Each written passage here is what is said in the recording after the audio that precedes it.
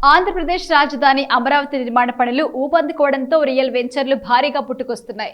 భూముల కొనుగోలు విషయంతో మీరు ఏమాత్రం అజాగ్రత్తగా ఉన్నా నిలువున మోసపోయే ప్రమాదం ఉంది.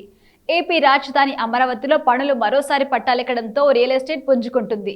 వీటిలో కొన్ని సక్రమమైనవి కాగా అధిక శాతం అక్రమంగా పుట్టుకొచ్చినవే ఉంటున్నాయి. సిఆర్డీఏ అప్రూవల్ అంటూ బ్రోచర్స్ తో హడావిడి ప్రకటన చేస్తూ జనాన్ని ఆకర్షించే ప్రయత్నం చేస్తున్నారు.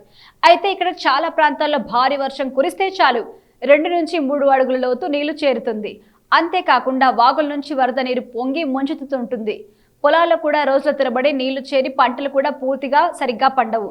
ఇలాంటి భూములు కొనుగోలు చేసి వెంచర్స్ గా మార్చేస్తున్నారు.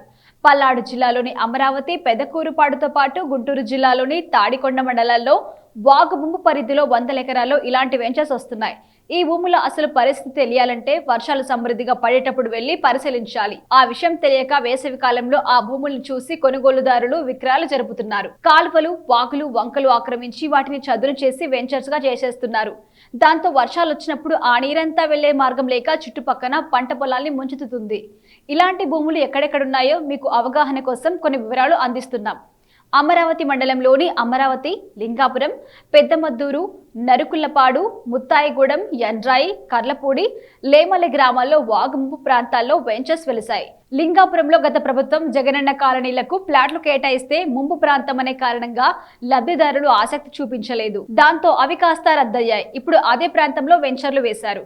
ఇక బలుసుపాడు, యండ్రాయి, పెద్దమద్దూరు గ్రామాల్లో లేఅవుట్స్ కి వరద నీరు పోటెత్తకుండా నిర్మించిన ప్రహరీ గోడలు కూలిపోయాయి. ఇక పెదకూరుపాడు మండలం బలుసుపాడు పరిధిలో వెలిసిన 100 ఎకరాలు లేఅవుట్స్ లో సగానికి పైగా వరద ముంపు ప్రాంతమే కావడం గమనార్హం. తాటికొండ గ్రామంలో కూడా ఇదే పరిస్థితి కనిపిస్తోంది.